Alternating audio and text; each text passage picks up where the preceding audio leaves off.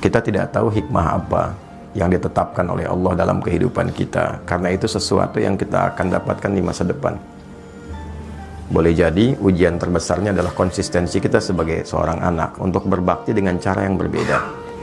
Sepanjang orang masih hidup, jangankan ayah kita, paman kita, yang tidak ada hubungan dengan kita pun, dia masih punya peluang untuk jadi orang baik sebelum nyawanya sampai di tenggorokan. Betapapun sikapnya kepada kita. Anda kenal Fir'aun? Bilang kenal, saya pulang. Fir'aun itu Fir'aunnya, catat kalimat ini. Fir'aun itu Fir'aunnya tetap diberikan haknya oleh Allah sebelum nyawanya sampai di kerongkongan untuk mendapatkan hidayah berubah jadi orang baik. Cuma Fir'aunnya saja yang enggan. Fir'aun itu hobi bunuh orang. Yudzabbihuna abna'akum, dan caranya mengeksekusinya dari bayi itu sudah dibawa oleh algojonya, dibanting, digorok berkali-kali sampai wafat di depan ibu yang baru melahirkannya. Memperbudak mengaku Tuhan, ana rabbukumul a'la. Dengan semua perbuatan itu, ia tetap mendapatkan haknya supaya mendapatkan cahaya hidayah hingga nyawanya sampai di kerongkongan. Ada doa yang disampaikan Nabi Musa untuk menghadap kepadanya, dikirimkan Harun untuk menemaninya, diberikan tanda-tanda kebaikan sampai ke ujungnya. Saya tanya, apakah ayah pernah bersikap seperti Firaun? Mengaku Tuhan? Tidak. Pernah bunuh orang? Ya, ayah Anda tidak mengerjakan apa yang Firaun lakukan. Maka sepanjang ia tetap sebagai ayah Anda, minimal kita doakan. Itu hal terbaik yang mungkin, itulah yang bisa memberikan pengabulan doa dan jalan keluar dari apa yang kita rasakan selama ini. Untuk berdamai dengan nafsu kita, setidaknya melatih dengan doa terhadap hal-hal, sosok-sosok yang mungkin selama ini tidak ideal bagi kita. Nah, itulah kehebatan dari Islam. Ketika mampu mengolah nafsu untuk bahkan mendoakan kepada orang yang menyakiti kita. Hadisnya jelas. Doakan bahkan orang yang mendolimimu, yang nggak kenal aja mendolimi. Nabi mengajak kita minimal mendoakannya. Umar itu kan masuk Islam ya karena doa Nabi kan. Umar itu kerasnya luar biasa, dan cita-cita terbesarnya saat itu sebelum masuk Islam membunuh Nabi. Tangannya sudah terhunus pedang mencari Nabi, tapi dengan doa Nabi lembut hatinya, dan ternyata masuk Islam dan pembela luar biasa. Sepanjang Anda masih hidup, ayah Anda hidup ataupun telah wafat, ya masih punya kita satu kewajiban minimal dengan doa.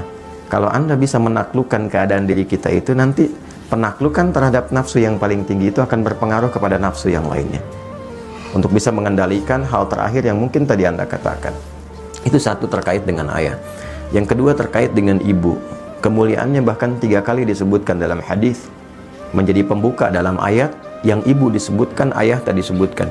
Wassaynal insana biwalidayhi hamalathu ummu. Abunya nggak disebutkan. Aku wasiatkan pada anak untuk meningkatkan baktimu kepada ibumu, kepada kedua orang tuamu, khususnya ibu yang telah mengandungmu, telah menyapihmu, memberikan ASI sampai menyapih merawatmu. Maksud saya apa? Kecintaan Anda kepada ibu untuk berangkat bekerja, jangan menghilangkan niat baktimu kepada ibundamu. Paham ya maksudnya? Oke.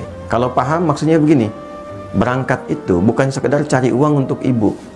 Karena hakikatnya orang tua itu tidak bahagia dengan pemberian uang. Mereka nggak menuntut pemberian uang. Kalau Anda sudah menikah ataupun berjalan sekarang ini, demi Allah saya katakan, ibu itu, ayah itu pada fitrah tertingginya, bahagianya itu ketika melihat kita senang, bukan melihat banyak uang. Dengar aja kamu sehat, telepon, sehat mah, senang, itu bahagia dan luar biasa.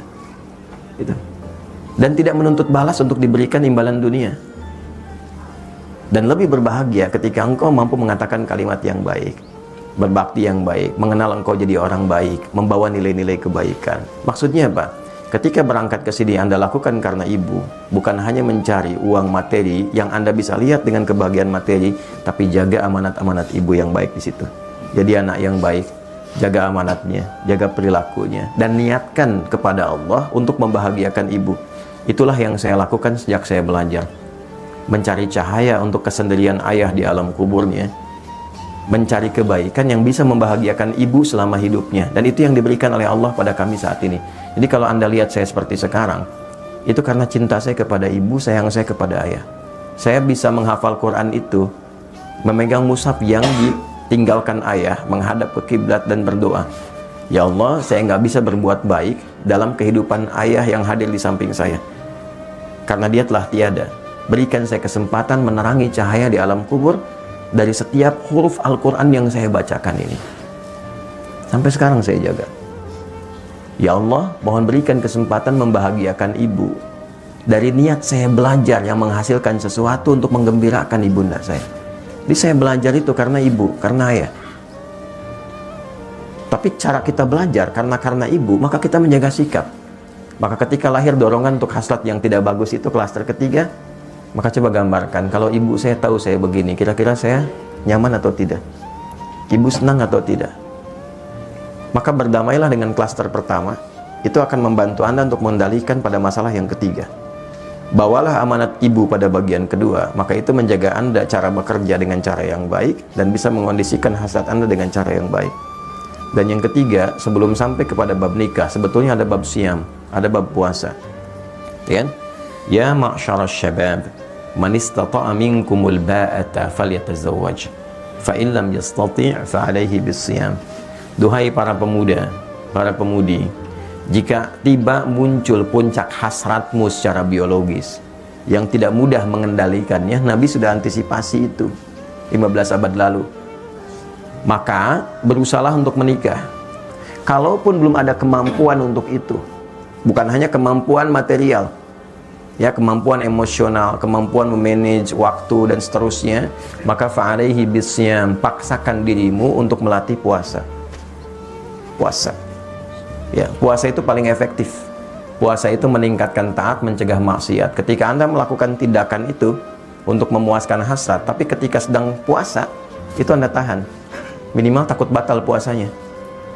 Nah, terus melatih itu sampai kemudian ada pengendalian yang terbiasa walaupun tanpa puasa. Lakukan itu di awal dulu demikian. Puasa, puasa, puasa. Sebulan penuh puasa. Untuk Ramadan kan? Nah, waktu Ramadan kan tidak dikerjakan. Kenapa? Saat puasa kan? Nah, maka bawa itu dalam kondisi sekarang ini. Walaupun tidak Ramadan, Senin dulu, Kamis dulu, latihan dengan 2 tadi tambahkan. 1 klaster pertama berdamai dengan masalah awal Anda. Yang terakhir bawa niat-niat yang baik untuk ibu Anda. Kemudian berlatih puasa. Sampai punya kematangan itu, sampai menemukan jodoh yang terbaik.